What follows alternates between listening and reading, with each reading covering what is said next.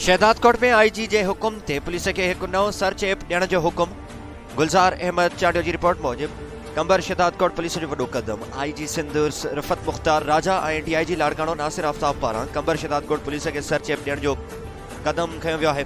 कंबर शहदादकोट पुलिस के ॾोहारी इंडरकोर ऐं सरियाम जवाबदारनि जी गिरफ़्तारी लाइ मदद मिली सघे थी, जंहिंमें ॾोहारी ॻुझा ऐं सरकारी जवाबदार वक़्त ते गिरफ़्तार कया वेंदा। इन सिलसिले में अॼु एसएसपी कंबर शहदादकोट आसिफ रज़ा बलोच ज़िले कंबर शहदादकोट जे समूरनि एसडीपीओज़ खे पंहिंजे ऑफिस में घुराए हर हिक डीएसपी कंबर खे ऐप ॾिनो आहे।